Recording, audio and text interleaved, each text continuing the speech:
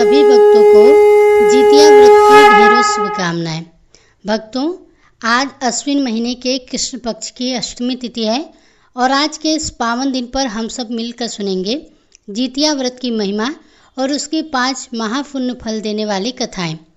यह व्रत न केवल संतान की दीर्घायु और सुख समृद्धि देता है, बल्कि जीवन की हर कठिनाई को दूर भी कर देता है। शास्त्रों में कहा गया है कि जब तक जितिया व्रत की 5 कथाओं की श्रवण ना किया जाए तब तक व्रत अधूरा रहता है। इसलिए आज हम उन 5 विशेष कथाओं का श्रवण करेंगे जो व्रत को पूर्ण करती हैं और साधक को अच्छा पुण्य, संतान की रक्षा और परम सुख का आशीर्वाद देती हैं। तो आइए श्रद्धा और प्रसन्नचित मन से विश्वास के साथ आरंभ करते हैं जितिया व्रत की बहुत ही पावन कथा। तो प्रेम से बोलिए जीवित वाहन भगवान की जय, जितिया माई की जय।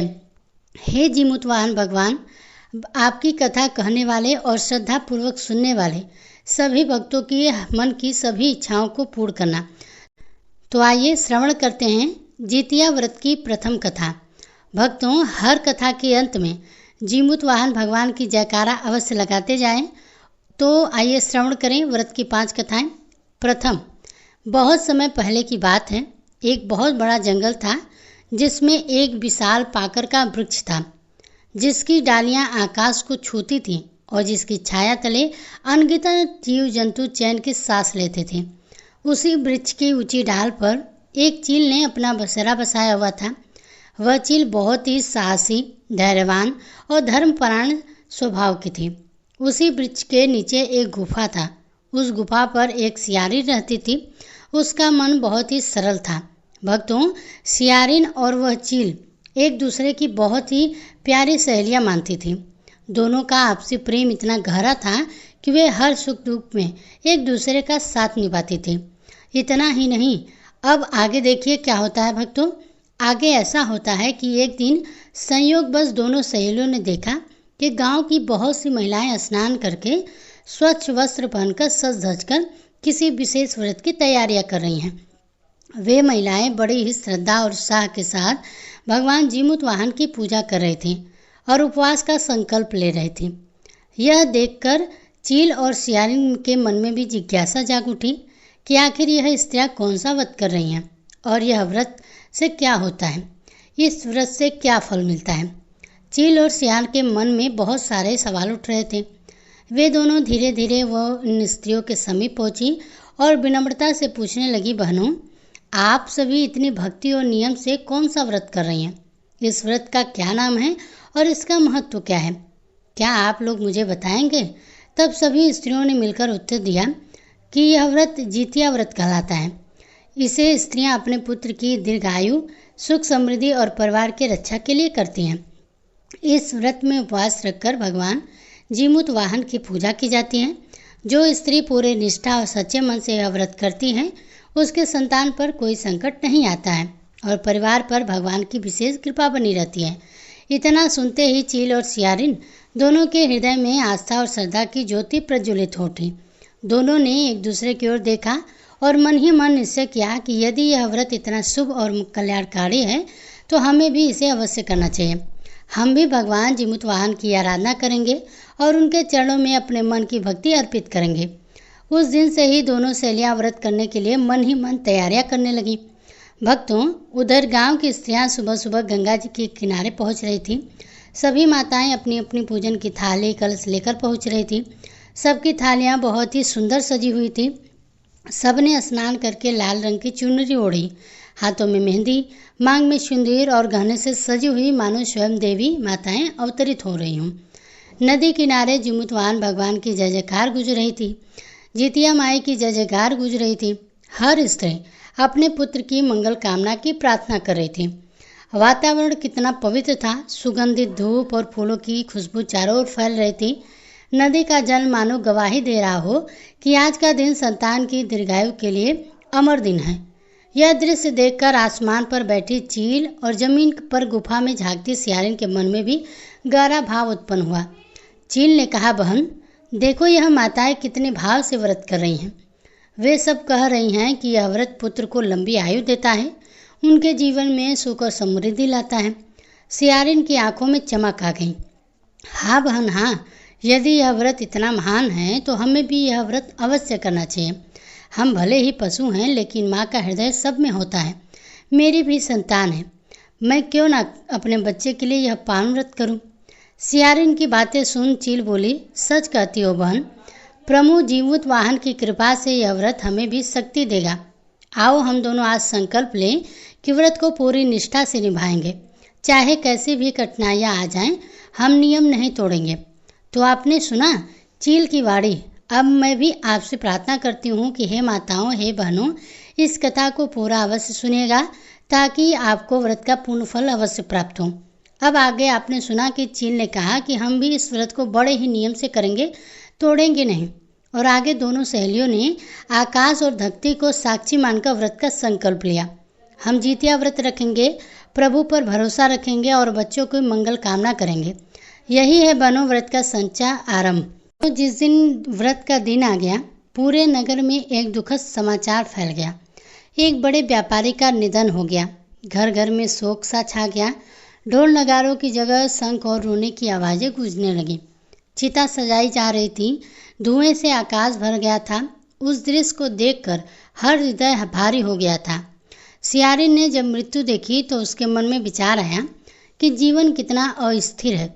अगर भूख प्यास से मैं मर ही जाऊं तो मेरे बच्चों का क्या होगा। क्या सिर्फ नियम निभाने के लिए मैं अपने जीवन को संकट में डाल दूं? क्या ऐसा करना सही रहेगा?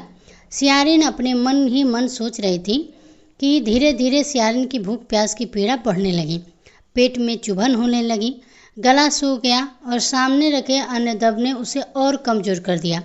सियारिन ने सोचा, प्रभु बाद में कृपा करेंगे, लेकिन अभी तो व्रत तोड़ ही लेती हूँ, शायद इससे कुछ बुरा ना हो। और उसने व्रत को तोड़ दिया, भूख और लालच के मारे।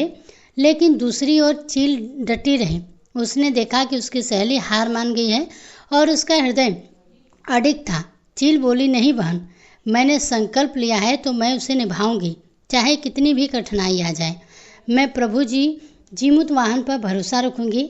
अगर उन्होंने मुझे यह अवसर दिया है तो मैं उनकी इस परीक्षा में जरूर पास होंगी। मैं हार नहीं मानूंगी। बनो, यही है व्रत की सच्ची शक्ति। जब जीवन में कठिनाइयाँ आती हैं और हम नियमों का निभाते हैं, तभी व्रत का फल हमको मिलता है। भगवान को पाना इतना आसान नहीं है, व्रत का फल इतना आसान नहीं है। उसके लिए शरीर को बहुत तपाना पड़ता है, तभी भगवान प्राप्त होते हैं। जैसे चील ने तपाया, वरना आसान समय में तो हर कोई व्रत कर ही लेता है। असली परीक्षा तो तभी होती है जब भूख प्यास सताए, मन डगमगाए और फिर भी हम प्रभु के भक्ति में लीन रहें। भक्तों, अब समय बीता, युग बदला, जीवन का चक्र आगे बढ़ा और चील व सियारिन को पूर्व जन्म मिला। दोनों ने इस प्रकार एक पवित्र ब्राह्मण कुल में कन्याओं के रूप में जन्म ली। बड़ी बहन बनी सिलवटी, छोटी बहन बनी कपरावती। यानी कि बड़ी बहन का नाम था सिलवटी और छोटी बहन का नाम था कपूरावती। दोनों में बचपन से ही भिन्नता स्पष्ट थी। सिलवती गंभीर, धर्मपरायण और धैर्यशील तथा कपरावती चंचल, कामनाओं में डगमगाने वाली थी। विवाह के समय सिलवती का विवाह हुआ बुद्धिमान और सदाचारी बुद्धिसेन से और कपरावती का विवाह हुआ राजवैभव से युक्त राजा मलाई केतु से। भगवान जीवित वाहन की कृपा से सिलवती को 7 पुत्र का सौभाग्य प्राप्त हुआ। घर आंगन हंसी से गूंज उठा, माँ की गोदी खिलखिला उठी। परंतु कपरावती के जीवन में अंधकार छा गया। उसके गर्भ से जो भी बालक जन्म लेता तुरंत मृत्यु को प्राप्त हो जाता। ममता हर बार तर उठी, आंखें आंसुओं से भर जाती। कपरावती का हृदय बार बार रोता, क्योंकि यह वही परिणाम था जो पिछले जन्म के अधूरे व्रत से जुड़ा हुआ था। व्रत का संकल्प तोड़ा गया था और उसका दुष्परिणाम अब उसकी गोद को उजाड़ रहा था। इसी तरह समय बीतता गया। सिलवती के 7 पुत्र बड़े होकर राजा के दरबार में सेवा करने लगे। वे विद्वान, पराक्रमी और गुणी थे। उनकी ख्याति पूरे नगर में फैल गई। इधर कपरावती का मन बार बार खिन्न होता। उसकी गोद सुनी थी, हृदय में ममता जल रही थी। धीरे धीरे वह इच्छा में डूब गई। उसने सोचा कि मेरे पास राजमहल का वैभव है, पर बहन सिलवती के पास तो 7 पुत्र हैं। वह कितनी भाग्यशाली है और मैं कितनी अभागन। इससे जब मन पर हावी होती तो इंसान विवेक खो बैठता है। कपरावती ने अपने पति राजा मलाई से कहा कि महाराज, मेरे मन का संताप आप नहीं समझ सकते। मेरी बहन की गोद भरी है और मेरी गोद सुनी है। यदि सचमुच मुझसे प्रेम करते हो तो उसके सातों पुत्र को नष्ट कर दीजिए। भक्तों, राजा मलाई केतु ने पत्नी की आग्रह में आकर भयानक पाप किया। उसने शीलवती के 7 पुत्रों का वध करवा दिया और वध करवाने के बाद उनके कटे हुए सिर लाल वस्त्र में लपेटकर बर्तनों में रखा गया और उसे शीलवती के घर भेज दिया गया। उस दिन बुद्धिसेन के घर का वातावरण चारों ओर मातम, विलाप और आंसुओं की धारा से भरा हुआ था। शीलवती की गोद उजड़ गई थी। शोक से व्याकुल शीलवती ने विलाप करते हुए आकाश की ओर देखा और पुकारा कि हे जीमूतवाहन भगवान, आपने व्रत का संकल्प निभाने वालों को रक्षा का वचन दिया था। आज मेरी गोद उजड़ गई है, मेरा हृदय चीख रहा है। कृपा कीजिए भगवान, कृपा कीजिए। भक्तिन की करुण पुकार सुनकर भगवान जीमूतवाहन स्वयं प्रकट हुए। उनका तेज ऐसा था कि पूरा घर अलौकिक हो उठा। भगवान जीमूतवाहन ने शीलवती के 7 पुत्रों के कटे हुए सिर को एक से जोड़ दिए, मिट्टी से 7 सिर बनाए और अमृत की बूंदें छिड़क दी। क्षण भर में वे 7 पुत्र जीवित हो उठे। माँ की गोदी फिर से खिल उठी। पूरा घर आनंद और जयघोष से गूंज उठा। जो बर्तन में लाल वस्त्र लिपेटे सिर भेजे गए थे, भगवान की कृपा से वे सब सिर्फ फल में बदल गए। एक तो आस्था जब अडिग हो, संकल्प जब दृढ़ हो, तो भगवान स्वयं आकर रक्षा करते हैं। परीक्षा चाहे कितनी भी कठिन क्यों ना हो, भक्ति का फल कभी भी व्यर्थ नहीं जाता है। तो जब मन ईर्ष्या से भर जाता है तो बुद्धि अंधी हो जाती है। कपरावती ने भी ऐसा ही किया, पर जब वह अधीर होकर स्वयं बहन के घर पहुंची और देखा कि जिन 7 बेटों को उसने मरवाया था वे सब जीवित और हंसते हंसते खेल रहे हैं, तो वह स्तब्ध रह गई। उसका हृदय कांप उठा, आंखों से आंसू बहने लगे और वह रो रो कर सब स्वीकार करने लगी कि हे बहन, यह पाप मैंने ही इस समय किया, मुझे क्षमा कर दो। तभी शीलवती ने पिछले जन्म की बातें याद आ गई। दोनों बहनें उस पुराने पाकर के पेड़ के पास गईं, जहाँ से वे कथा की शुरुआत हुई थी। भक्तों, शीलवती ने कपरावती को पिछले जन्म की सारी कहानी सुनाई और कपरावती को भी पिछले जन्म की बातें याद आने लगी और बेचारी पछतावे से इतना व्याकुल हो गई कि उसका शरीर कांपने लगा। वह बेहोश होकर वहीं प्राण दे बैठी। राजा मलाई केतु ने उसी पेड़ के नीचे उसकी चिता सजवाई और इस तरह ईर्ष्या से भरा जीवन पश्चाताप की अग्नि में ही समाप्त हो गई। तो प्रेम से बोलिए जीमूतवाहन भगवान की जय। भक्तों, आज की इस पावन कथा यहीं पर पूर्ण होती है। जीमूतवाहन भगवान की कृपा से हमें यह संदेश मिलता है कि व्रत केवल भोजन का त्याज्य नहीं है, बल्कि मन का संयम, आत्मा की श्रद्धा और प्रभु पर अडिग विश्वास है। चील और सियारिन की कथा से हमें यह शिक्षा मिलती है कि नियम भंग और ईर्ष्या का परिणाम कितना दुखद होता है और साथ ही धैर्य व आस्था का फल कितना मधुर। जो भी माताएं इस व्रत को करती हैं और कथा को सुनती हैं, प्रभु उसके संतान की रक्षा करते हैं। आइए हम सब मिलकर प्रभु से प्रार्थना करें कि हे जीमूतवाहन भगवान, हमारे संतान की रक्षा करें, हमें धर्म मार्ग पर अडिग रखें और परिवार में सुख शांति प्रदान करें। तो आइए प्यारे भक्तों, अब आगे बढ़ते हैं दूसरी कथा की ओर।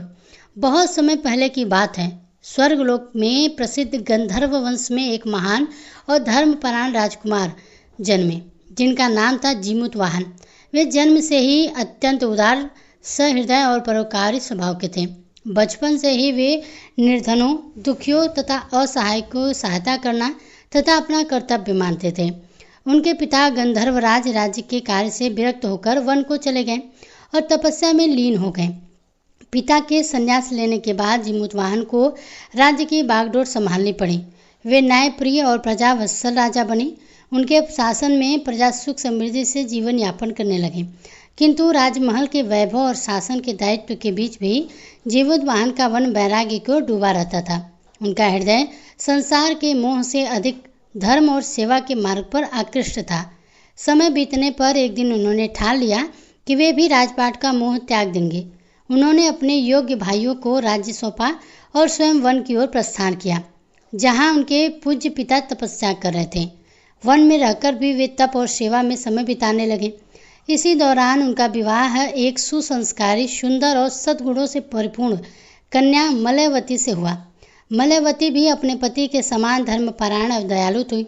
दोनों पति पत्नी का जीवन सेवा, भक्ति और परोपकार में बीतने लगा। भक्तों, एक दिन जिमुतवाहन और मलयवती वन में भ्रमण कर रहे थे। चारों ओर हरे भरे वृक्ष, मंद मंद बहती शीतल पावन और पक्षियों का मधुर करवल वातावरण को सुगम बना रहा था। लेकिन अचानक उनकी दृष्टि एक वृद्ध पर पड़ी जो एक वृक्ष के नीचे बैठी थी। उसका चेहरा जो था पीला पड़ चुका था, आंखों में आंसुओं की धारा बह रही थी और पूरा शरीर भय से कांप रहा था। जिमुतवाहन का हृदय करुणा से भर उठा। वे तुरंत उसके पास पहुंचे और कोमल स्वर में बोले, माता, आप इतनी व्याकुल और भयभीत क्यों हैं? आपको किस बात का दुख है? वृद्ध ने कांपते हुए स्वर में उत्तर दिया, पुत्र, मैं नागवंश से हूँ। बहुत समय पहले हमारे पूर्वजों ने पक्षीराज गरुड़ को एक वचन दिया था कि प्रतिदिन हमारे वंश का एक नाग उसके पास भोजन के रूप में जाएगा ताकि वे अपनी भूख मिटा सकें। यह प्रतिज्ञा हमारे लिए एक श्राप बन चुकी है। आज उस दुर्भाग्यपूर्ण कर्म के लिए एकमात्र पुत्र शंखचूड़ की बारी है। वह आज गरुड़ का आहार बनेगा। यही सोचकर मेरा हृदय फटा जा रहा है। मैं माँ हूँ, अपने पुत्र को मृत्यु के मुंह में जाते नहीं देख सकती। इतना कहकर वृद्धा जोर जोर से रोने लगी। जिमुतवाहन ने उसकी व्यथा को ध्यान से सुना और उसके हृदय में दया का सागर उमड़ पड़ा। वे बोले, हे माता, आप चिंता ना करें, आज आपके पुत्र को कुछ भी नहीं होगा। वहाँ गरुड़ के पास नहीं जाएगा। आपका बेटा उसके स्थान पर मैं स्वयं जाऊँगा। गरुड़ चाहे तो मुझे अपना आहार बना डालें, पर मैं निर्दोष प्राण की बलि नहीं देने दूंगा। वृद्धा ने हाथ जोड़कर जिमुतवाहन से निवेदन किया, पुत्र, यह तुम्हारा धर्म है, परंतु यह निर्णय तुम्हें अपने प्राणों के हाथ धोने पर मजबूर कर देगा। तुम जैसे दयालु और महान व्यक्ति को खोना इस संसार के लिए बहुत बड़ी हानि होगी। लेकिन जिमुतवाहन अपने निश्चय से डिगे नहीं। वे मुस्कुराते हुए बोले, माते, यदि मेरा जीवन किसी के प्राण बचाने में काम आ जाए तो यही मेरे जीवन का सबसे बड़ा सौभाग्य होगा। निर्धारित समय पर वे अपने कंधे पर पुष्पमालाएं धारण करके शांति और साहस के साथ उस शिला की ओर चल पड़े जहां गरुड़देव अपने आहार की प्रतीक्षा कर रहे थे। उनके चेहरे पर भय का नामो निशान नहीं था, बल्कि एक दिव्य तेज और आत्मबल झलक रहा था। भक्तों, जिमुतवाहन निर्धारित समय पर आ चुके थे। जिमुतवाहन ने अपने शरीर पर लाल रंग का वस्त्र धारण किया, जैसे कि नाग परंपरा में बलि देने के लिए प्रचलित थे। उनके मन में तनिक भी भय नहीं था, बल्कि यह संतोष था कि आज उनकी वजह से एक निर्दोष युवक का जीवन बच जाएगा। गरुड़ देव आकाश से उतरे। उनकी विशाल पंखों की फड़फड़ाहट से वातावरण गूंज उठा, मानो आकाश में तूफान उमड़ पड़ा हो। तेज नुकीली आंखें, विशाल पंख और स्वर्णमयी आभास युक्त गरुड़देव अपने नियत आहार की तलाश में थे। उन्होंने बिना किसी हिचक के जिमुतवाहन को अपने शक्तिशाली पंजों में दबोच लिया और आकाश मार्ग की ओर उठ चले। गरुड़देव की गति इतनी तीव्र थी कि वायु का वेग भी पीछे छूट गया। आकाश में उड़ते समय जिमुतवाहन ने कोई प्रतिरोध नहीं किया, परंतु उनके नेत्र से आंसू की धारा बह रही थी और उनके होठों से हल्की कराह निकल रही थी। गरुड़देव को यह देख आश्चर्य हुआ। उन्होंने सोचा कि यह नाग तो मृत्यु से भयभीत होकर प्राण के लिए याचना कर रहा है। कुछ देर बाद गरुड़देव एक ऊंचे पर्वत शिखर पर उतर गए। उन्होंने अपने पंजों की पकड़ ढीली की और जिमुतवाहन को भूमि पर रख दिया और गंभीर स्वर में पूछा कि हे नाग, तुम रो क्यों रहे हो? क्या तुम मृत्यु से भयभीत हो? मैंने तो अनेक नागों को अपना आहार बनाया है, परंतु किसी में ऐसा संयम और शांत स्वभाव नहीं देखा। तब जिमुतवाहन ने विनम्र स्वर में कहा, गुरुदेव, मैं नाग नहीं हूँ, मैं गंधर्व वंश का जिमुतवाहन हूँ। आज जिस युवक को आपके आहार के रूप में आना था, वह अपनी वृद्ध माता का इकलौता सहारा था। उसकी करुणा देखकर मैंने निश्चय किया कि उसके स्थान पर मैं स्वयं आपके समक्ष उपस्थित हो जाऊंगा और मेरे रोने का कारण मृत्यु का भय नहीं था, बल्कि यह था कि मैं आपके आहार के रूप में असली नाग नहीं, बल्कि एक छल था। मुझे दुख था कि मैं आपको धोखा दे रहा हूँ। गरुड़देव यह सुनकर स्तब्ध रह गए। उनके हृदय में जिमुतवाहन की दया, सत्यनिष्ठा और त्याग के प्रति गहरी श्रद्धा उमड़ पड़ी। उनकी आंखों में करुणा छलक पड़ी और उन्होंने कहा कि हे महान आत्मा, आज से तुम मेरे मित्र हो। तुम्हारे त्याग और धर्म पालन के सामने मैं नतमस्तक हो रहा हूँ। मैं तुम्हें जीवन दान देता हूँ और यह प्रतिज्ञा करता हूँ कि आज के बाद मैं कभी भी किसी ना को अपना आहार नहीं बनाऊंगा। इस प्रकार जिमुतवाहन के आदित्य बलिदान और करुणा से नागवंश को मृत्यु के भय से मुक्ति मिले।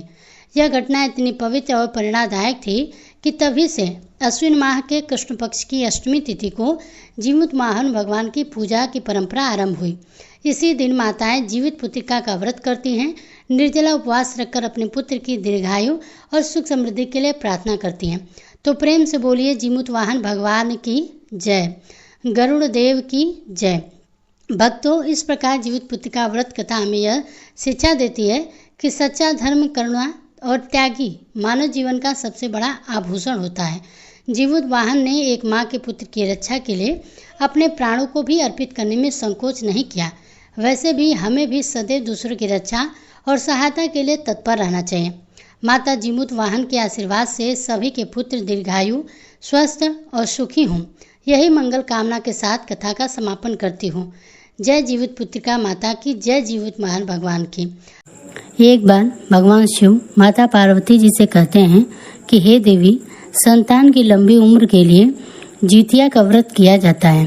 तो आज हम आपको जितिया व्रत की महिमा की कथा सुनाने वाले हैं। हे देवी, सुखनी और दुखनी नामक दो बहनों की कथा है। अगर आप यह कहानी सुन रहे हैं तो पूरा सुनिएगा। इस कथा को आधा अधूरा छोड़कर जाने की गलती मत करिएगा, क्योंकि इस पवित्र कथा को सुनने से मन चाह फल की प्राप्ति होती है। इसलिए इस कथा को पूरा सुने। अगर आप शिव भक्त हैं तो भोलेनाथ का अनादर ना करें। तो चलिए कथा को प्रारंभ करते हैं। हे देवी, सुखनी और दुखनी दो बहनें थीं। सुखनी अपने नाम के अनुसार सुखी थी और दुखनी अपने नाम के अनुसार दुखी थी। दोनों एक ही पिता के संतान थे, लेकिन उनकी माताएं अलग अलग थीं। दोनों ने राजघराने में जन्म लिया था, लेकिन किस्मत अलग अलग थी। राजा की एक रानी थी, जिनसे काफी समय बाद एक पुत्री का जन्म हुआ। राजा और पूरे राजमहल में खुशियां फैल गईं, लेकिन यह खुशियां अल्पकालीन साबित हुई। पुत्री के जन्म के बाद रानी का स्वर्गवास हो गया, जिससे महल में मातम सा छा गया। राजा को अपनी पुत्री से नफरत हो गई, क्योंकि वह मानते थे कि उसकी वजह से उनकी रानी उन्हें छोड़कर चली गई। इसलिए उन्होंने उसे अभागन कहकर उससे दूरी बना ली। राजा ने कहा कि वह कभी इस लड़की की शक्ल नहीं देखेगा। महल के सभी लोग और दास दासियां उस बच्ची के प्रति हमदर्दी दिखाने लगे। उन्होंने उसे दुखनी कहना शुरू कर दिया, क्योंकि वह जन्म से ही दुखी थी। राजा के मंत्रियों ने उन्हें समझाया कि बच्ची का इसमें कोई दोष नहीं है। उसकी माँ चली गई और राजा ने भी उसे छोड़ दिया, तो उसका क्या होगा। लेकिन राजा ने किसी की नहीं सुनी। दुखनी को दासियां के हवाले छोड़ दिया और खुद दूसरी शादी कर ली। दूसरी रानी महल में आई और समय धीरे धीरे बीतता गया। दूसरी रानी भी गर्भवती हो गई और उसने एक लड़की को जन्म दिया। महल में खुशियां मनाई गई। राजा भी बहुत खुश थे। उस लड़की का नाम सुखनी रखा गया, क्योंकि उसके आने से महल में खुशियां आ गई थी। राजा और रानी दोनों ही बहुत खुश थे, लेकिन रानी अपनी बेटी होने के बाद दुखनी को बिल्कुल भी पसंद नहीं करती थी। राजा भी उसे देखना पसंद नहीं करते थे। बिना माँ की बच्ची राजा और रानी की उपेक्षा का शिकार बन गई। धीरे धीरे दोनों बच्चे बड़े हो रहे थे। सुखनी भी दुखनी को पसंद नहीं करती थी। सुखनी हमेशा अच्छा खाना खाती, अच्छे कपड़े पहनती और एक राजकुमारी की तरह जिंदगी जीती थी।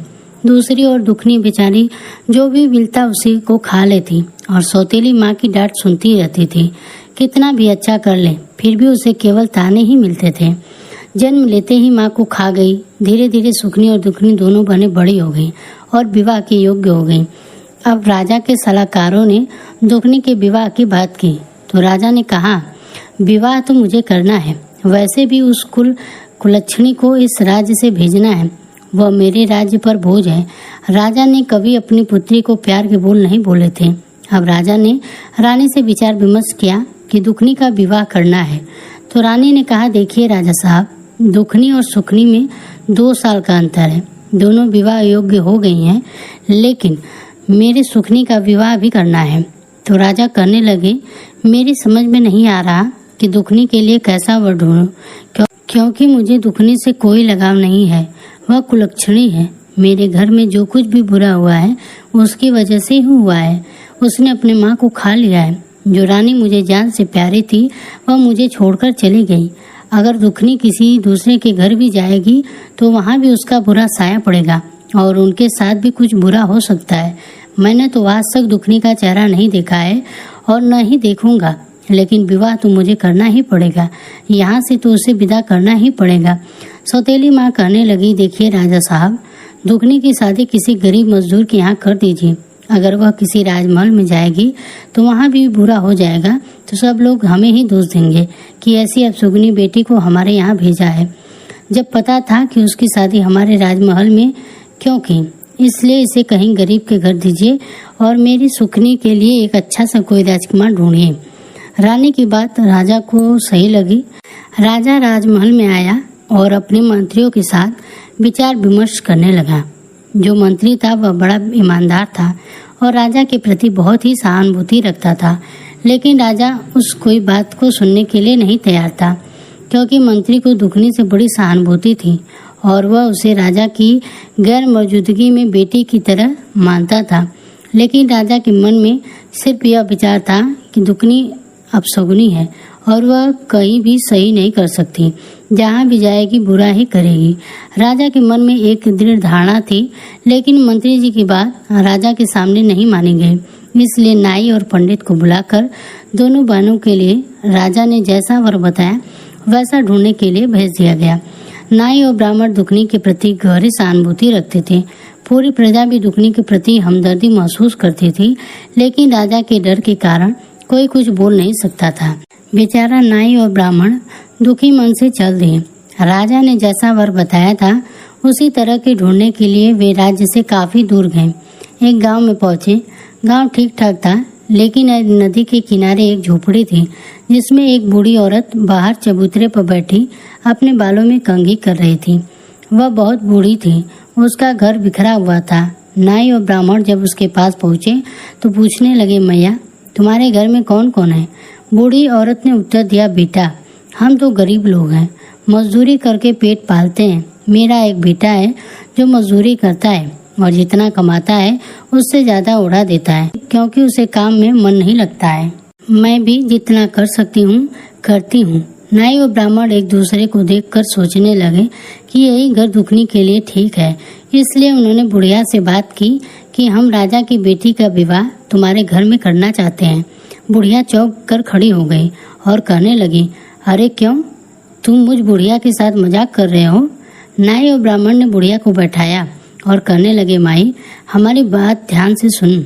राजा की बेटी जरूर है, लेकिन ना तो वह तुम्हें कोई दान दहेज देगा, ना ही शान शौकत से अपनी बेटी का विवाह करेगा। वह बेचारी दुखिया है। तुम उसे माँ का प्यार देना। वह बहुत संस्कारी लड़की है, लेकिन राजा की नजरों में गिरी हुई है। राजा उसे कुलक्षणी और अपशगुनी मानता है, परंतु पूरी प्रजा को उसके साथ सहानुभूति है। लेकिन यदि वह आएगी तो तुम्हारा घर स्वर्ग बना देगी। वह बहुत अच्छी लड़की है, लेकिन राजा ने के खिलाफ कोई बोलने की हिम्मत नहीं कर सकता। बुढ़िया माई कहने लगी, ठीक है बेटा, मेरे बेटे का विवाह होना भी मुश्किल है। कौन अपनी लड़की मेरे बेटे के साथ देगा? मुझे तो उसी की बात खुशी है कि मेरे बेटे का विवाह हो जाएगा। अब नाई और ब्राह्मण माँ दुखनी का रिश्ता तय करके आगे बढ़ते हैं। वे उस राज्य के राजा से मिलते हैं जहाँ वे गए थे। वहाँ के राजा के राजकुमार के साथ सुखनी का विवाह तय करके वापस अपने राज्य लौट आते हैं और राजा को सारी बातें बता देते हैं। निश्चित समय पर मुहूर्त निकालकर दोनों का विवाह एक दिन तय हो जाता है। दुखनी के विवाह में केवल 5 लोग आए थे।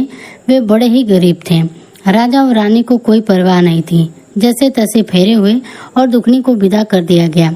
उसके साथ न कोई दान दहेज, न कोई सेवक सेविका, कुछ भी नहीं। बेचारी दुखनी आंसू भरी नजरों से अपने मायके से ससुराल के लिए विदा हो गई। अपनी किस्मत का लिखा मानकर दूसरी ओर सुखनी की बारात बहुत ही धूमधाम से आई थी। राजा ने बहुत उत्साह के साथ सुखनी का विवाह किया और बहुत अधिक दान दहेज दिया। घोड़े, हीरे, मोती। राजा ने अपनी हैसियत से अधिक सुखनी को दहेज में दिया था। राज्य का राजकुमार और दूसरा राजा बहुत खुश हुए और सुखनी की विदाई बड़े ठाट से हुई।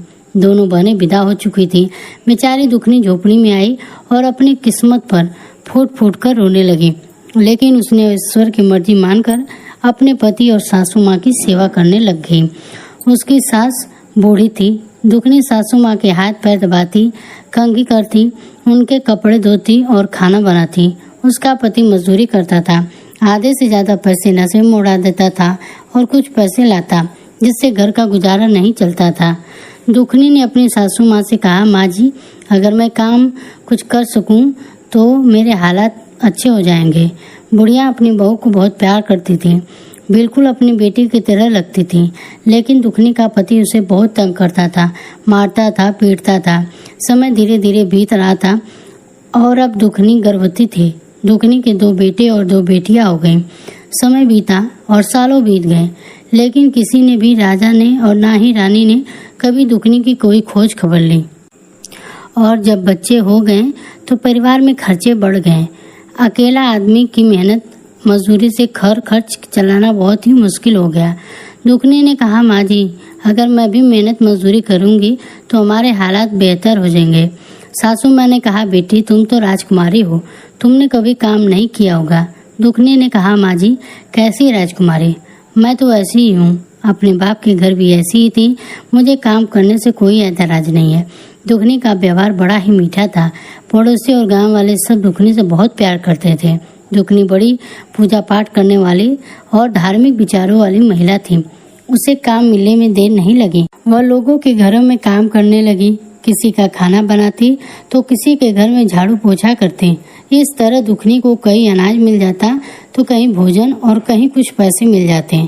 अब दुखनी का गुजारा सही से होने लगा, जबकि उसके पति में कोई सुधार नहीं आ रहा था। दुखनी अपने पति को समझाने की लाख कोशिश करती, लेकिन वह उल्टा उसे गाली गलौज करता और मारता पीटता था। धीरे धीरे जितिया का व्रत आया और वह जैसे तैसे अपना व्रत करती थी, लेकिन अब घर में पहले की तरह भूखा नहीं रहना पड़ता था। सबके पेट भर जाते थे। इतना उसके घर पर भगवान की कृपा थी, क्योंकि वह मेहनती थी और मेहनत करके गुजारा करती थी। दूसरी ओर सुखिया के घर में नौकर चाकर की कोई कमी नहीं थी। सुखिया राजकुमारी थी और राजमहल में राजा के घर से विदा होकर राजा की पत्नी बन गई। वह राजा की बेटी और राजकुमार की पत्नी थी, यानी होने वाली रानी थी। एक दिन सुखिया को अपनी बहन दुखिया की याद आई और वह सोचने लगी कि बहुत समय बीत गया है, जाकर देखना चाहिए कि आखिर महारानी के रंग ढंग कैसे हैं। वह शायद बहुत दुखी होगी, क्योंकि उसके पास है ही क्या, जाकर देखना चाहिए। सुखिया ने सोचा कि अगर दुखिया कहेगी तो उसे अपने पास नौकरानी रख लूंगी और वह मेरा काम करेगी, जिससे मुझे तसल्ली होगी कि कम से कम यहाँ भी मेरी सेवा हो रही है। सुखिया को अपनी राजसी जीवन पर बड़ा ही घमंड था। सुखिया दुखिया के घर गई। दुखिया ने अपने बहन को देखा तो बहुत ही खुश हुई। उसने सुखिया का बड़े आदर सत्कार से स्वागत किया और उसे बैठने के लिए पीढ़ा दिया। सुखिया ने देखा कि दुखिया की झोपड़ी में बहुत ही गरीबी थी, लेकिन बच्चे इधर उधर खेल रहे थे। किसी के फटे हुए कपड़े थे तो किसी के बिना है। फिर भी दुखिया बहुत ही खुश थी। उसकी सासू माँ भी दुखिया की गुणगान कर रही थी। यह देखकर सुखिया को बड़ा ही गुस्सा आया, क्योंकि दुखिया की सासू माँ उसकी तारीफ कर रही थी। फिर सुखिया ने दुखिया से कहा, बहन, तू घर में जाकर काम करती है, क्या लेती होगी? इससे अच्छा है कि तू मेरे राजमहल में काम कर और जो भी मिलेगा मैं तुझे दे दूंगी। यहाँ पर घर घर जाकर कितना काम करना पड़ता है। दुखिया ने जवाब दिया, बहन सुखिया, मुझे काम करने में कोई आपत्ति नहीं है। मैं यहाँ भी काम करती हूँ और आपके यहाँ भी कर दूंगी। वहाँ मुझे खुशी हुई तो चलो। बहन का काम हो गया। बातचीत के दौरान सुखिया अपने घर को लौट आई और अगले दिन से दुखनी भी उस घर में जाने लगी। सुखनी दुखनी से ज्यादा काम करवाती थी। सुखनी को जो भी पुराना खाना मिलता था उसे वह दुखनी को दे देती थी और दुखनी उसे बड़ी खुशी के साथ ले लेती थी। राज मिलने पर तरह तरह के व्यंजन बनते थे और कभी बच्चों के लिए अच्छे अच्छे पकवान भी मिल जाते थे। इस वजह से दुखनी और उसके बच्चे खुश रहते थे कि अब कुछ नया खाने को मिलेगा। कुछ समय बीतने के बाद जितिया का व्रत आया। बच्चे कहने लगे, माँ, आज तो आप मासी के यहाँ जाओगी, नए नए पकवान मिलेंगे, हमारे लिए भी कुछ लेकर आना। दुखनी ने कहा, ठीक है। दुखनी सुखनी के पास गई और कहने लगी, बहन, आज नहाए खाए है, जितिया का व्रत आ रहा है, तो मुझे भी कुछ पकवान दे देना, बच्चे बहुत उम्मीद में बैठे हैं। सुखनी ने कहा, अरे दुखिया, कैसी बातें कर रही है, काम कर, आज कुछ नहीं बनेगा, और उसे डांट दिया। बेचारी दुखनी रोती हुई अपने घर को लौट आई। आज उसे पुराना खाना भी नहीं मिला। दुखनी रोती हुई घर आई तो बच्चे बोले, माँ आज मासी ने कुछ नहीं दिया। दुखनी ने कहा, नहीं बेटा। बच्चे बोले, माँ तुम नहाए खाएगा जितिया व्रत कैसे करोगी, पारण कैसे करोगी। दुखनी की आंखों में आंसू आ गए, लेकिन वह कुछ नहीं बोले और कहा, बेटा जैसे भगवान चाहेगा वैसे रह लूंगी। अपने बच्चों की लंबी आयु और स्वास्थ्य के लिए मैं व्रत जरूर रखूंगी। मेरी धन दौलत जो भी है वो मेरे बच्चे हैं। लेकिन बेचारी दुखनी बहुत लाचार थी। वह अपनी भूख सह सकती थी, लेकिन बच्चों के लिए व्रत जरूर रखती। लेकिन आज सासू माँ और बच्चों को भूखा कैसे देखेगी। तभी दुखनी के मन में एक निर्णय लिया। उसने कुड़ाली और रस्सी उठाई और कहने लगी, आज से मैं किसी के घर नौकरानी नहीं बनूंगी, अपना काम खुद करूंगी। जंगल से लकड़ी लाऊंगी और शहर में बेच दूंगी, इसी से अपना गुजारा करूंगी। अब वह लकड़ी लाने के लिए रस्सी और कुल्हाड़ी उठाकर जंगल की ओर चढ़ पड़ी। अभी समय था, वह लकड़ियां बेचकर अपने व्रत का सामान ला सकती थी। बेचारी जंगल की तरफ सच्चे मन से जितिया व्रत माता का नाम लेते हुए बच्चों की लंबी उम्र के लिए कामना करती हुई मन ही मन रोती जा रही थी। अपनी बेबसी और लाचारी पर चलते हुए उसने देखा कि जंगल के अंदर एक गाय है जो प्रसव से पीड़ित है। वह बहुत दुखी हो रही थी। गाय का प्रसव नहीं हो पा रहा था और वह बहुत परेशान नजर आ रही थी। दुखनी तो सच्चे दिल की थी, किसी का दुख उससे देखा नहीं जाता था। वह गाय के पास जाकर बोली, बहन तुम कौन हो। गाय ने कहा, मेरा नाम दुखनी है। बहन मेरी थोड़ी मदद करो, मैं प्रसव पीड़ा से बहुत ही कष्ट में हूँ, मेरा प्रसव नहीं हो पा रहा है। दुखनी बेचारी गौ माता के पास, यह तो दुखनी की परीक्षा थी। उसने गौ माता का हाथ सहलाकर कमर पर प्यार से हाथ फेरा तो गौ माता का प्रसव हो गया और बछड़े का जन्म हो गया। गौ माता ने बड़े अच्छे से उसका धन्यवाद दिया। दुखनी ने गौ माता से कहा कि आप बछड़े का ध्यान रखो, मुझे अभी लकड़ी लेने जाना है। गौ माता ने कहा, दुखनी बहन लौटते समय मुझसे जरूर मिलते हुए जाना। दुखनी आगे बढ़ चली। रास्ते में थोड़ी ही दूर चली थी कि उसने देखा कि एक नागिन बार बार अपना फन जमीन पर मार रही थी और तड़प रही थी। दुखनी ने उसे ध्यान से देखा। ऐसा लग रहा था जैसे कि वह बहुत कष्ट में है। दुखनी को नागिन पर दया आ गई। वह उसके पास गई और बोली, नागिन तुम इतनी परेशान क्यों हो। नागिन ने जवाब दिया, तुम कौन हो, मुझे देखकर तो लोग डरकर भाग जाते हैं और तुम मेरे पास आ गई हो। दुखनी ने कहा, नागिन बहन मुझे डरने की क्या जरूरत है। अगर तुम मुझे डस भी लोगी तो क्या होगा, मेरा बिना ये दुनिया रुक तो नहीं जाएगी। मेरे मरने से तो अच्छा है धरती का एक बोझ कम हो जाएगा। मैंने कभी किसी का प्यार नहीं पाया, माँ बाप के प्यार के लिए तरसती रही और यहाँ भी पति के प्यार में वह चीज़ नहीं मिली जिससे कि मैं माँ बाप का प्यार भूल जाऊँ। वह भी बस मतलब से बात करता है, आधा कमाता है और आधा उड़ा देता है। ना बच्चों से मतलब है और ना ही मुझसे। जब उसका मन करता है तब घर आता है, नहीं तो नशा करके कहीं पड़ा रहता है। नागिन ने कहा, बहन दुखिया मैं क्या करूं, मेरी यह केचली नहीं उतर रही है। लोग मुझे देखकर पत्थर मारते हैं और डरते हैं, लेकिन तुम मेरे पास आ गई हो। तुम मेरी यह केचली उतारने में मेरी मदद करो। दुखनी ने उसकी केचली उतार दी। नागिन को तो जैसे सोने का काया हो गई। नागिन इधर उधर बड़े लचीनेपन से चलने लगी। नागिन ने कहा, बहन दुखनी तुम बहुत अच्छी हो, रास्ते में जब वापस आओ तो मुझसे मिलकर जाना। दुखनी वहाँ से भी आगे बढ़ चली। जंगल के अंदर उसने देखा कि एक बहुत ही बूढ़ी माई बैठी हुई थी। वह स्वयं जितिया माई थी। वह दुखनी की परीक्षा लेने आई थी। वह अपनी परीक्षा में पास होती है या नहीं, भगवान की माया को भगवान ही जाने। दुखनी ने देखा कि एक बूढ़ी माई बहुत ही परेशान थी। वह बूढ़ी माई कहने लगी कि अरे कौन हो तुम, इस जंगल में तुम क्या कर रही हो। दुखनी ने जवाब दिया, माँ जी मैं यहाँ लकड़ी काटने आई हूँ, लेकिन आप इस जंगल में क्या कर रही हो। जितिया माता ने कहा, बेटी मैं तो यहाँ झोपड़ी बनाकर रहती हूँ, मेरे पैरों में बहुत दर्द हो रहा है, चलने में बहुत दिक्कत हो रही है, क्या तुम मेरी झोपड़ी के अंदर ले जाने में मदद कर सकती हो। दुखनी ने कहा, जरूर माँ जी, और उसने जितिया माई को कंधे का सहारा देकर उठाया। अंदर एक चारपाई पड़ी हुई थी। दुखनी ने जितिया माई को चारपाई पर बिठा दिया। जितिया माई के खुले बाल उलझे हुए थे और उनका रूप भयावह सा लग रहा था। मक्खियाँ उनके चेहरे पर भिनभिना रही थी। जितिया माई ने कहा, बेटा पैरों में बहुत दर्द हो रहा है। दुखनी ने जवाब दिया, कोई बात नहीं माँ जी, मैं अभी आपके पैरों की मालिश करती हूँ। दुखनी ने जीतिया माई के हाथ और पैरों की अच्छे से मालिश की। फिर जीतिया माई ने कहा, बेटी मुझे नहाए हुए कई दिन हो गए हैं, मेरे बाल भी उलझ गए हैं।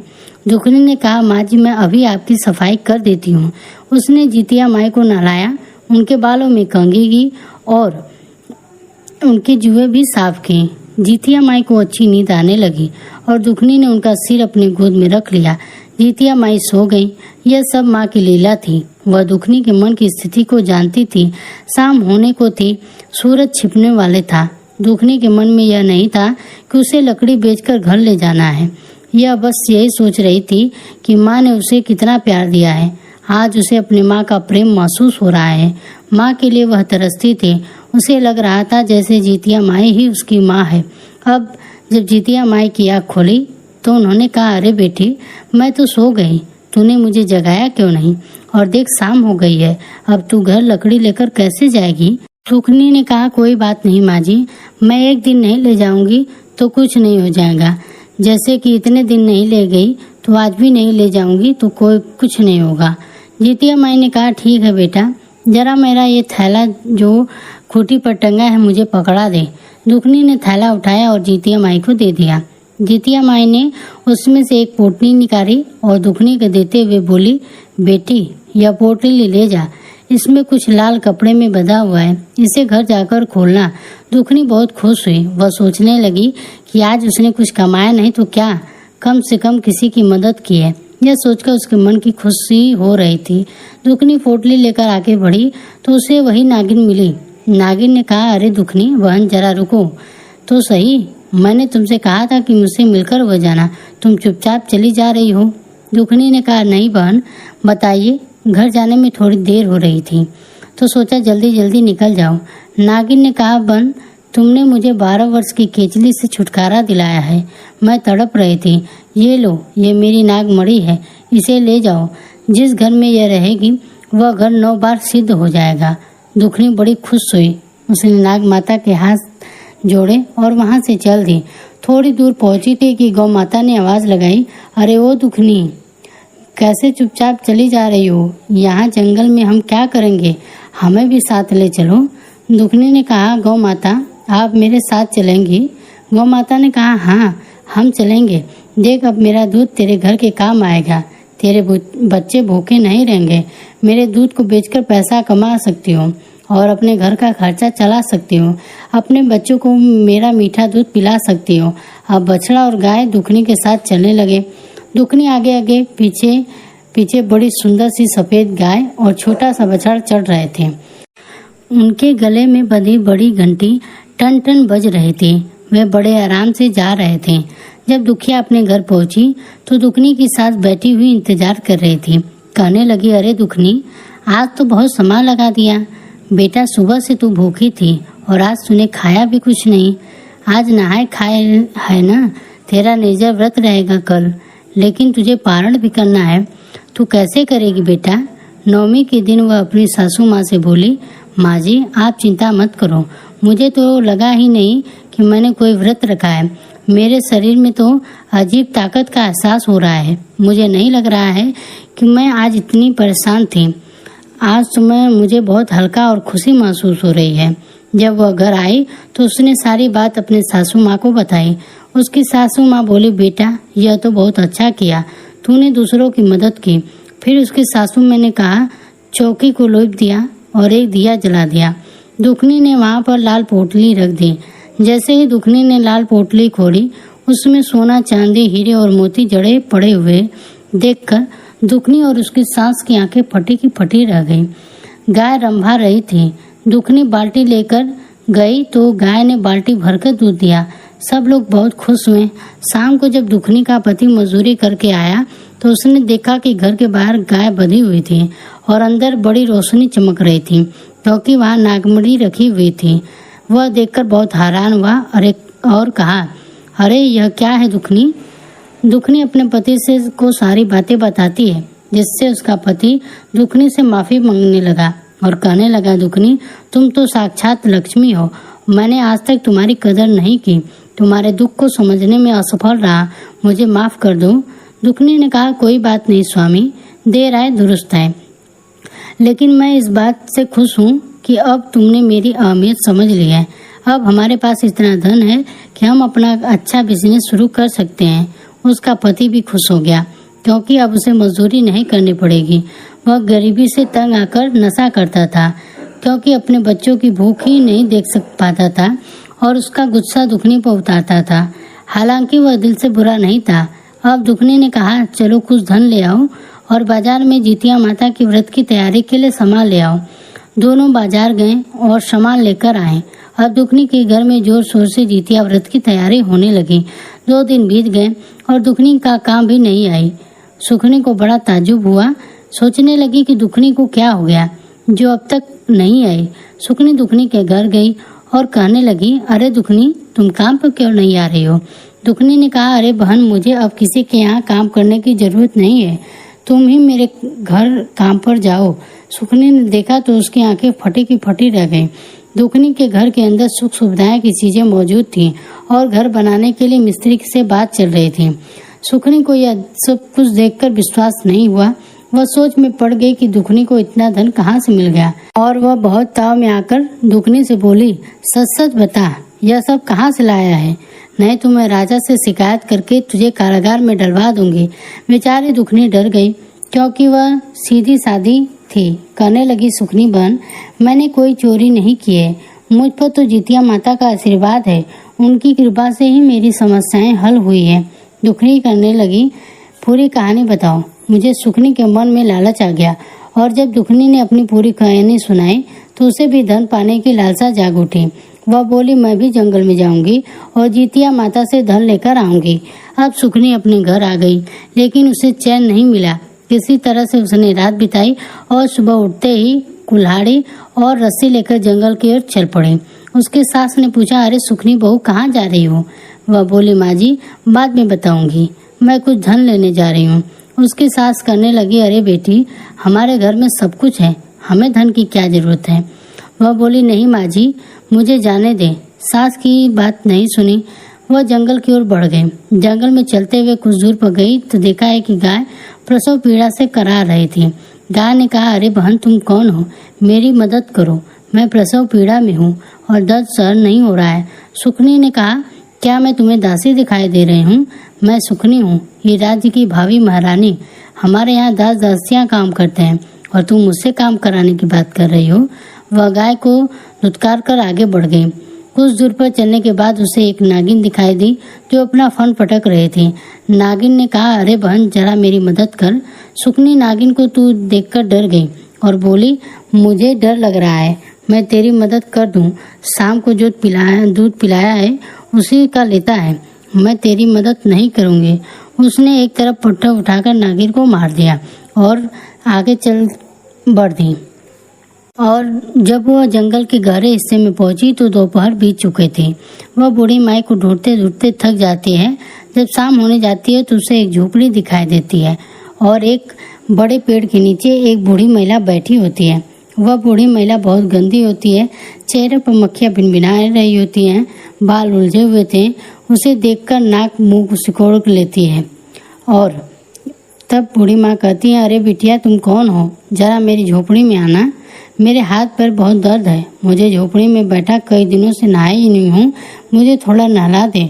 और मेरे सर में जूहे पड़ गए, जरा जूड़े ही निकाल दे। सुखनी कहती है, अरे वाह बुढ़िया, क्या मैं तुझे दासी नजर आती हूँ जो तेरी सेवा करूँगी? मेरे घर में दास दासियाँ हैं और तू मुझे आदेश चला रही है। मैं तो यहाँ पर उस बूढ़ी महिला से मिलने आई हूँ जिसने मेरी बहन को धनवान बनाया है। उसने खूंटी पर लटका हुआ एक थैला दिखाई देता है जिसमें एक पोटली रखी होती है, लाल कपड़े में बंधी हुई। कहती है, अच्छा, तो यह वही बुढ़िया है जिसने दुखनी को अमीर बनाया है। वह बूढ़ी महिला से कहती है, तेरी सेवा मेरे बस की बात नहीं है, मुझे बस यह पोटली चाहिए। और वह पोटली उठाकर चल देती है। रास्ते में उसे नागिन दिखाई देती है जो अभी भी फन फैलाए होती है। थोड़ी दूर जाकर देखती है तो नागिन गायब हो चुकी थी, लेकिन वह किसी की मदद नहीं करती। उसके दिल में जरा भी दया नहीं थी। घर पहुंचकर वह खुशी खुशी अपनी सासू माँ से कहती है, देखो सासू माँ, अब हम बहुत ही अमीर बन जाएंगे, हमारा राजपाट बढ़ जाएगा और हमारे राजकोष में धन बढ़ जाएगा। मैं ऐसी चीज लेकर आई हूँ। उसकी सासू माँ ने हाथ जोड़ लेती है और सर पीट कर कहती है कि न जाने कैसी बहू मिली है, इसमें कोई संस्कार तो है ही नहीं। अब वह सुखनी थोड़ा सा चौक लिपती है गोबर से और वहाँ पे चौकी बना देती है। खुद तो कुछ नहीं करती, एक दिया जलाने के लिए बोलती है। जब वो पोटली खोलती है तो क्या देखती है, उसमें कीड़े मकोड़े निकलने लगते हैं, गंदगी और कीड़े मकोड़े भिनभिनाने लगते हैं, तरह तरह की गंदगी और बदबू फैलाने लगते हैं। तभी देखा कि उसके महल में आग लग गई। यह देखकर घबरा गई। उसकी सासू माँ बड़ी मुश्किल से उसकी जान बचाई और उसे बाहर निकाला। उसका सारा राजपाट धरा का धरा रह गया, सारा जमा धन जलकर खाक हो गया। अब उसकी सासू माँ उसे ताना देती हैं कि ऐसी कुलक्षणी कहाँ से आई है जिसने राजपाट सब चौपट कर दिया। कहाँ तो लक्ष्मी आती है, घर को स्वर्ग बना देती है, लेकिन यह आई है सब कुछ जलाकर राख हो गया। कभी किसी की बात नहीं मानती। अब जो सुखनी थी उसे अपनी करनी का थोड़ा पछतावा हो रहा था। उसे उल्टा अपनी बहन पर गुस्सा आ रहा था कि दुखनी ने उसके साथ छल किया है। वह अपनी बहन के घर फिर से पहुंच जाती है और उससे पूछती है, सच सच बता, तूने मेरे साथ क्या छल किया है? तेरे कारण मेरा सब कुछ जलकर नष्ट हो गया है। मेरी सासू माँ मुझे ताने दे रही हैं। मेरे घर में भूखों मरने की नौबत आ गई है। दुखनी कहती है, बहन मैंने तो तुम्हें सच सच बताया था, लेकिन घर में तो सब कुछ था, तुम क्यों उधर गई? तुझे लालच आ गया ना? लेकिन सुखनी कहती है, नहीं दुखनी, मैं तुझे राजा से दंड दिलवाऊंगी, तुझे मृत्यु दंड दिलवाऊंगी। जितिया माता कहती है, सुखनी तेरे अंदर लालच, दया और सेवा की भावना की कमी थी। यह बेचारी दुखनी माता की मूर्त और इसके अंदर इतनी दया की भावना है कि भगवान भी प्रसन्न होते हैं, लेकिन तेरे मन में कपट है। तू दूसरों की खुशी देखकर खुश नहीं होती है, सिर्फ अपने ही लाभ की सोचती है, इसलिए तुझे तेरी करनी का फल मिला है। दुखनी को उसकी पूजा का फल मिला है। दुखनी रो रही थी और सुखनी भी माता के चरणों में गिर पड़ी। उसे अपनी गलती का पछतावा होने लगा। वो माता से क्षमा याचना करती है, माता मुझे माफ कर दो, मुझसे बहुत बड़ी गलती हो गई। दुखनी माता से कहती है कि माता मेरी बहन को माफ कर दीजिए। माता रानी सुखनी से कहती है, देखो तुम दुखनी का कितना बुरा चाहती थी, लेकिन दुखनी अभी भी तुम्हारा भला चाहती है।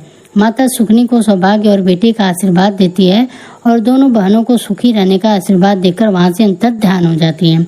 सुखनी का राजपाट पहले जैसा था वैसा उसमें बदल गया। अब वो अपनी बहन दुखनी के साथ मिलकर पूजा पाठ करती और जितिया माता की कथा सुनती। अब दोनों बहनें अमीर थी, किसी चीज की कोई कमी नहीं थी और दोनों में प्रेम पूर्वक रहने लगी। हे जितिया माता, जैसे दुखनी की सहायता की वैसे सबकी सहायता करना। सुखनी जैसी गलती किसी से ना हो और सबकी मनोकामनाएं पूरी करना। तो दोस्तों यहीं पर भगवान शिव इस कथा को समाप्त करते हैं। दोस्तों इस वीडियो को बोलते समय कोई त्रुटि हो गई हो तो मुझे क्षमा करना। उम्मीद करती हूँ कि आप सभी को यह कथा पसंद आई होगी। अन्य व्रत त्योहारों की कथा को सुनने के लिए हमारे चैनल को जरूर सब्सक्राइब करें और कमेंट बॉक्स में एक बार जय जितिया माता जरूर लिखें।